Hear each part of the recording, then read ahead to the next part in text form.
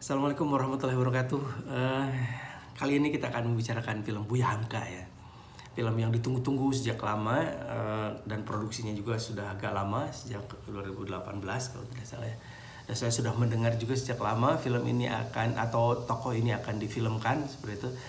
Dan ini sebuah film yang luar biasa menurut saya karena kolaborasi juga didukung oleh MUI ya.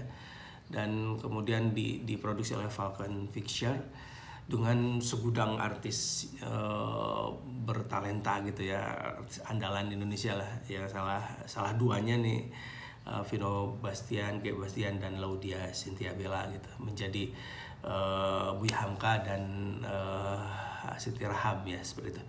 Nah, film ini film yang menurut saya punya banyak kelebihan ya. Film biopik Indonesia yang bukan konon ya, yang durasinya 7 jam gitu ya, 7 jam dan dibagi menjadi 3 volume.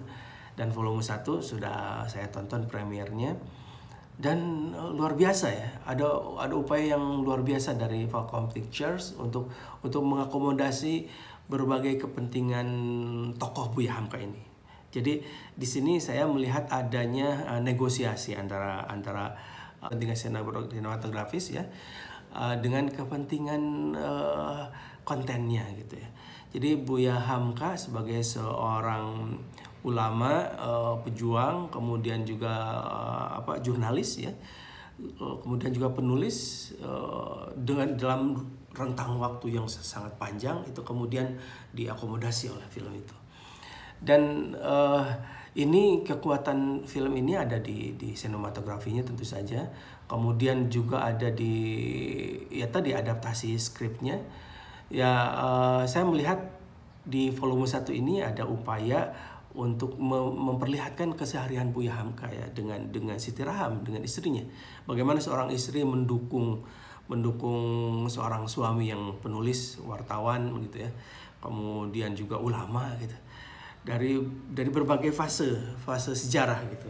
Ketika era Belanda, kemudian era Jepang, kemudian era revolusi ya, kemerdekaan kemudian revolusi.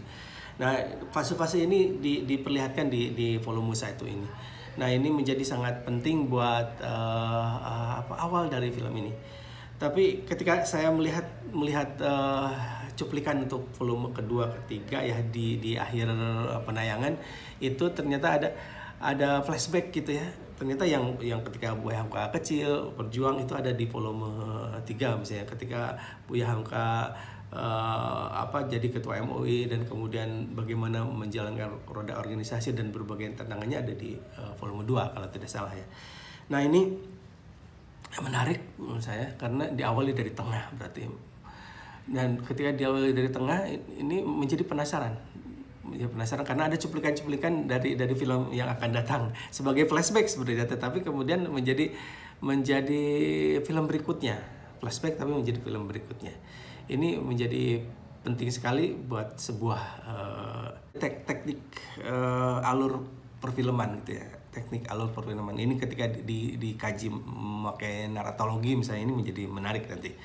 Bagaimana, apa tujuan membuat film ini menjadi berbeda daripada yang lainnya gitu. Kemudian yang kedua, saya melihat keintiman antara Siti Rahab dengan atau Umi dipanggil di situ dengan Buya Hamka itu menjadi satu simbol penghormatan pada ulama ya. Karena biasanya film kemudian istilahnya mengcapture atau melihat, memotret bagaimana keakraban antara suami istri itu dengan relatif lebih bebas gitu ya. Tetapi di sini kita ditunjukkan bahwa tidak harus menjadi sangat vulgar, bebas, tetapi dengan hanya obrolan gitu ya, kemudian pandangan mata, senyuman gitu. Kemudian sentuhan, itu juga sentuhan tidak banyak ya, tetapi dengan media kopi misalnya, bagaimana seorang istri menyediakan kopi buat suaminya ketika bekerja gitu ya, seperti itu menjadi sangat simbolis gitu. bahwa estetika film ketika hubungannya dengan masalah hubungan laki-laki perempuan suami istri itu bisa disiasati ternyata.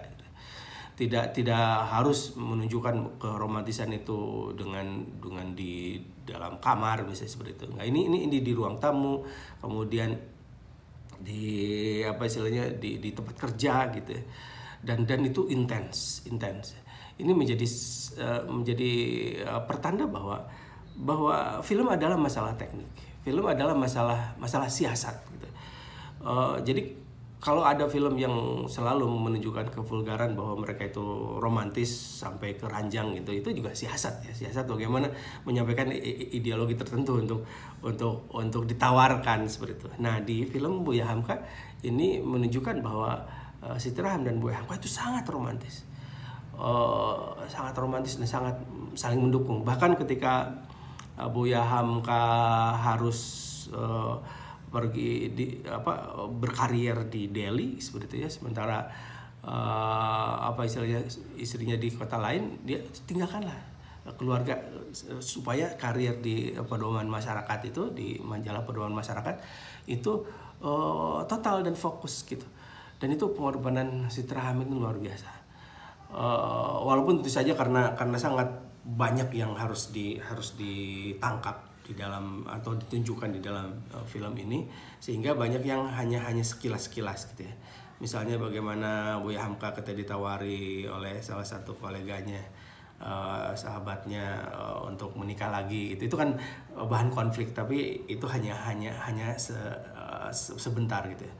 Ketika Buya Hamka dituduh menjadi antek Jepang juga, itu bisa digarap lebih jauh. Misalnya ketika anak-anaknya berkelahi mempertahankan membela ayahnya ya, karena dibully bahwa ayahnya antek Jepang gitu, itu juga sebenarnya menarik untuk dibikin lebih intens seperti itu ya. Nah, mungkin nanti ada spin-off-nya di antara dua ini menarik gitu. Jadi ini semacam ensiklopedi Buya Hamka volume 1 gitu di dalam film ini, di dalam film Buya Hamka ini yang di volume 1 ini.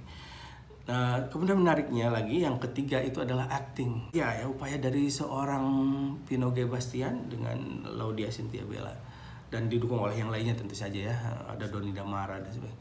Nah, menurut saya walaupun suara Vino G. Bastian itu sulit sekali untuk istilahnya disamarkan ya, karena sangat ikonik gitu, tetapi dia mampu secara gestur ya, secara dialog gitu, itu mampu memerankan Buya Hamka dengan sangat baik ya, dengan sangat baik. Dan saya akhirnya angkat topi buat Vino G. Bastian ya, walaupun dari dulu misalnya Vino lagi seperti ke Reza gitu ya, ketika misalnya Chrisye sama Vino gitu. Kemudian banyak lah ya film-film Vino.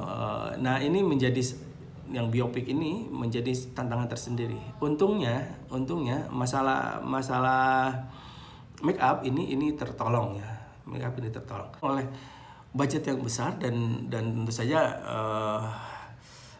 istilahnya yang menanggung jawabi make up ini profesional dengan bagus sekali gitu, kalau dari luar negeri juga ya. Dan ini menjadi pembuktian bahwa itu sebenarnya bisa ditangani seperti ya. Selama ini kan masalah make up, wardrobe, kemudian mise en scène lah di dalam bahasa perfilmannya itu menjadi permasalahan ya. Setting juga dalam perfilman Indonesia, ketika itu filmnya misalnya membuat seorang menjadi tua lah, membuat seorang atau menjadi lebih muda, atau membuat seorang menjadi lain gitu, itu permasalahan di tata rias itu menjadi PR banyak. Tapi di film ini dengan budget yang besar itu kemudian ditangani dengan baik. Ini bisa menjadi contoh film yang tertata dengan baik. Nah, kemudian yang keempat, film Buya Hamka ini menyorot bagaimana perjuangan seorang sosok ya, seorang sosok. Nah, ini akhirnya menjadi inspirator ya, menjadi sosok yang menginspirasi banyak orang. Bagaimana seorang Buya Hamka yang kemudian dia adalah seorang ulama gitu, kemudian menulis novel dengan menghadapi dua tantangan. Pertama, tantangan dari luar dan tantangan dari dalam. Tantangan dari luarnya mungkin dia harus berhadapan dengan budaya atau industri novel ya, balai pustaka saat itu. Dari dalam tentu saja ini ulama kok tidak biasa gitu cara penyampaian dakwahnya dengan novel gitu. Nah, ini juga ada satu nilai ya, ketika ada pembicaraan Siti Raham atau Umi Raham itu mendukung bahwa ya dakwah justru akan lebih sampai dengan cara sastrawi gitu, atau dengan teknik romansa di novel. Nah, ini menjadi menarik karena adanya ijtihad fikih gitu ya, ijtihad fikih yang sekarang diikuti oleh para penulis-penulis santri di era sekarang seperti di antaranya ada Habibur Rahman Al-Siraji dan sebagainya ya. Itu terinspirasi oleh Buya Hamka juga. Jadi Hamka menjadi inspirator bagi banyak ulama-ulama muda yang memang dia belajar ilmu agama, kemudian dia menguasai tafsir ya, fikih, kemudian hadis, Quran, tetapi kemudian menulis novel seperti itu. Berarti udah selesai itu masalah fikih tentang boleh tidak menulis novel gitu ya, karena masih banyak mungkin ada sampai saat ini yang mengharamkan menulis novel.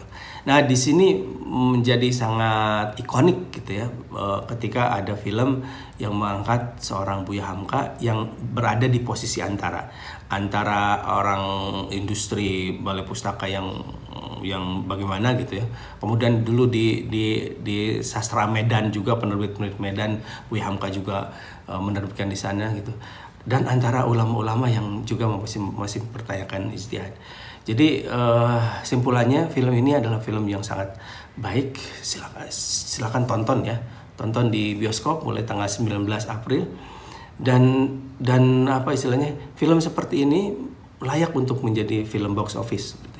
Karena tidak hanya bagaimana seriusnya Falcon Pictures itu untuk membuat film biopik ini, tetapi juga menjadi alternatif tontonan bagi masyarakat yang di Lebaran kali ini yang dihadapi oleh Buya Hamka, atau bukan pesaing ya istilahnya, yang ada layarnya di bioskop ini kan film-film berbau horor, berbau jin ya, seperti itu. Nah, ini menjadi menarik. Kalau ini box office misalnya, ini menandakan juga bahwa penonton Indonesia tidak hanya penonton horor atau tidak identik dengan horor. Ternyata penonton film Indonesia beragam. Dan film Buya Hamka jika berhasil menjadi box office, kemudian akan ada biopik yang lain atau film-film yang menginspirasi yang lainnya yang tidak sekadar menghibur, yang bisa dinikmati oleh banyak orang gitu, seperti itu. Ya, selamat buat Falcon Pictures ya, Fajar Bustami juga ya, bagaimana meng-create ini menjadi sangat baik.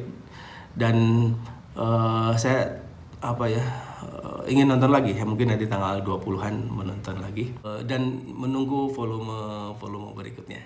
Ya, itu saja. Terima kasih. Assalamualaikum warahmatullahi wabarakatuh.